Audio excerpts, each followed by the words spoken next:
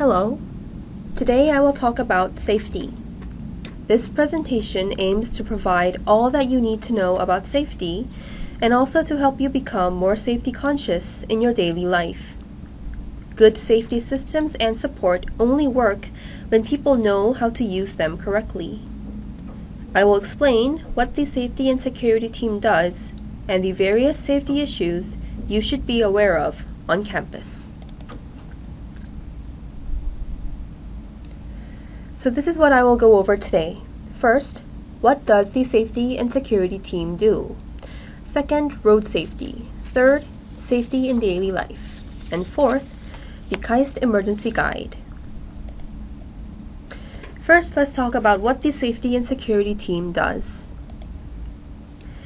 Our vision and mission is to ensure a safe, clean, and accident-free campus experience to all members of the KAIST community.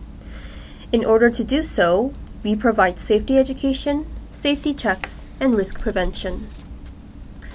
We have 5 major tasks. First, lab safety. We run regular safety checks and provide technical consultation.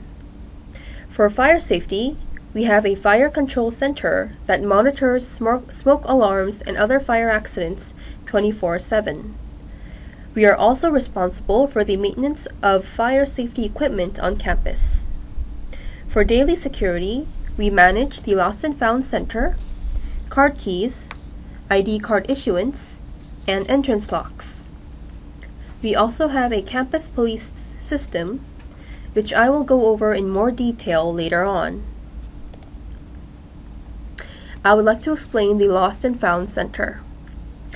The Lost and Found Center is run in the Information Center near W8.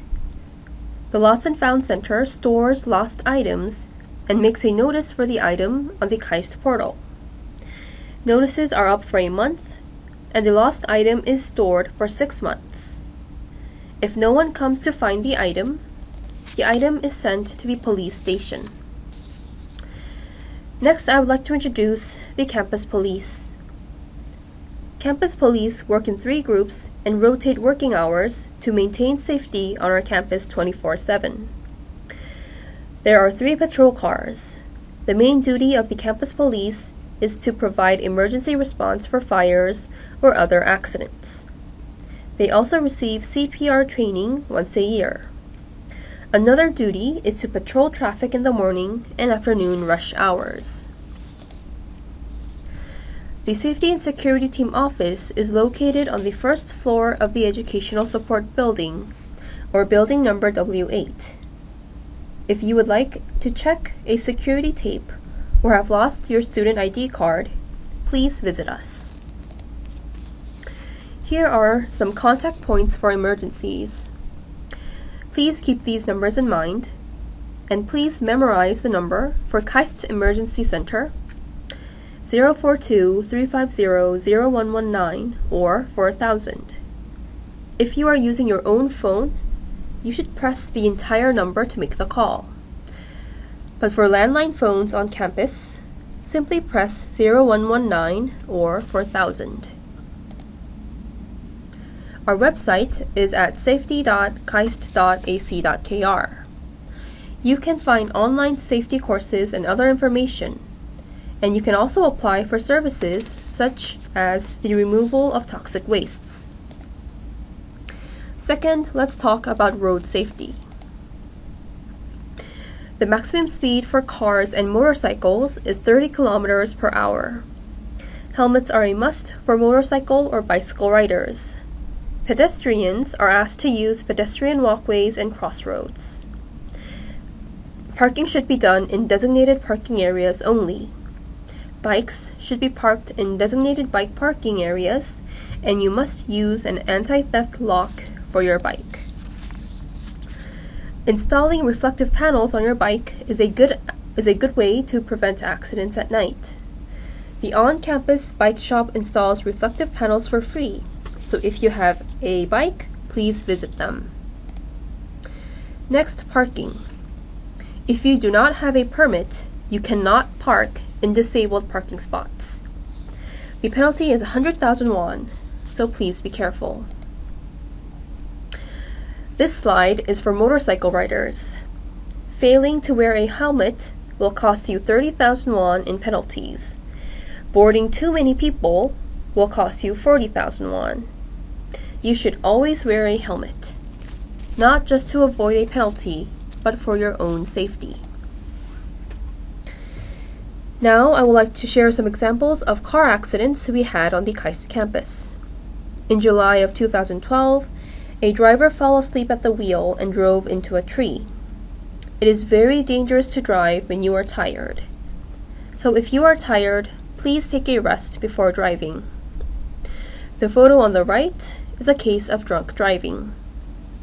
Drunk driving is dangerous to you and others, so please do not drink and drive. This was a motorcycle accident. The driver was trying to adjust his helmet when the motorcycle hit the sidewalk and fell down. The driver was hurt in several places, but the helmet prevented the worst from happening.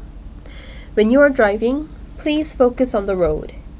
If you must do something else, park in a safe place first and then take care of it. Third, safety in daily life. Here are some daily safety rules. Avoid excessive drinking or smoking. If you need help, contact the counseling center. Take regular rests. Don't overwork yourself. Warm up before exercising. Protect your bicycle or other personal belongings with anti-theft devices. You must wear a helmet when riding a motorcycle or bike. You must be more careful in the dormitories, since a lot of people live there. Cooking is not allowed in all dormitories except in the international kitchen. You also cannot use personal heaters. Please unplug devices that are not in use, and do not plug in too many devices into one outlet, because this can lead to overheating and fires. Please keep your surroundings neat and tidy. This is an example of an accident that occurred in the dormitories in 2000. A student fell asleep with his electric heater on, and his blanket caught on fire. No one was hurt, but this is an accident that could have led to more serious consequences. So again, please do not use electric heaters in your dorm room. Last but not least, I will go over the KAIST Emergency Guide. This guide explains the basic response measures for various emergency situations. Knowing what to do in an emergency can be very helpful should an accident occur.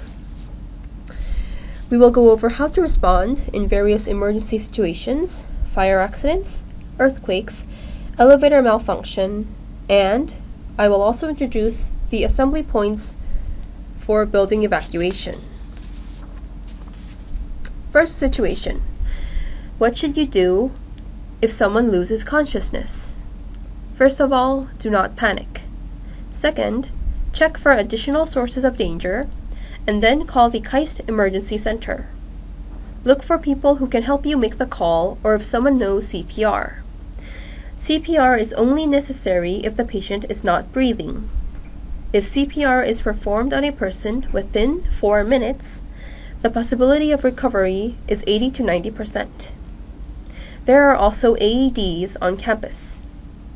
1 each at the emergency center, swimming pool, student health center, KAIST clinic, and 2 at the sports complex.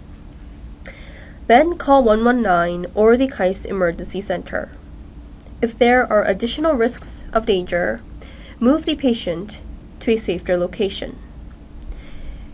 If not, help the patient into a comfortable position while you wait for the emergency response team to arrive.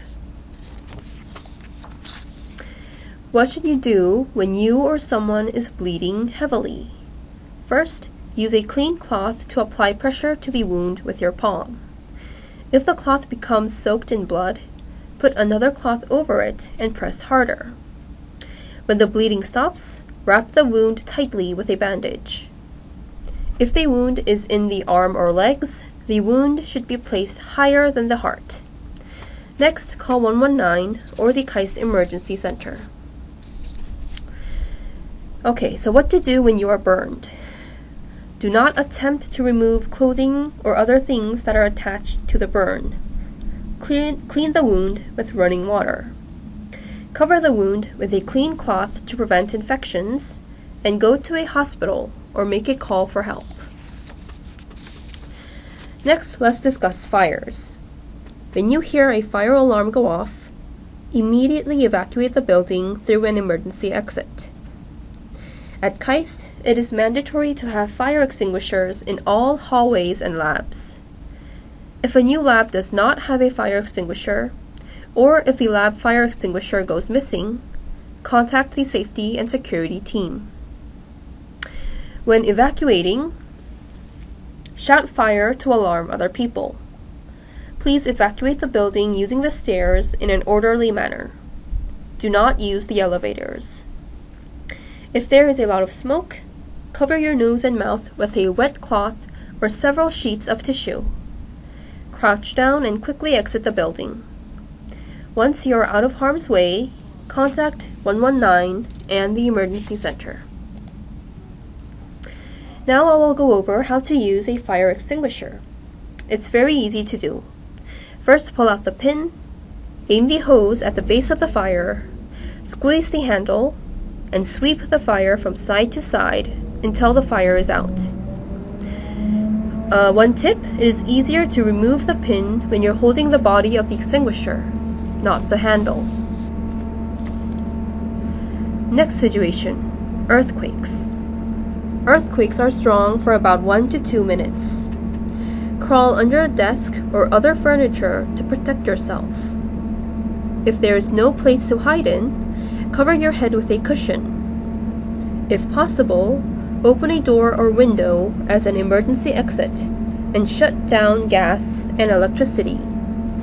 If a fire begins, it is important to not panic and put the fire out quickly. There are 3 opportunities to put out a fire: before the earthquake is at its strongest, after the biggest quakes have halted, and right after the fire begins. During an earthquake, windows or signs may fall down, so be careful when evacuating a building. If you are trapped inside, call for help. After the big quakes have subsided, evacuate to a large outdoor area. Large and heavy objects like vending machines may fall down, so do not go near them. If you experience an elevator malfunction, use the elevator interphone to report the problem. If the interphone is not working, use your own phone to call the emergency contacts listed in the elevator. When reporting, please notify your location, the floor you are stuck on, and the number of people in the elevator. Do not attempt to escape the elevator by yourself, because that could be dangerous. Please wait for the rescue team and follow their instructions. This is a map of emergency assembly points. You will find a green assembly sign in these areas. In emergency situations, please go to the nearest assembly point for your safety. Please remember the safety instructions for a safe and fun campus experience. Thank you.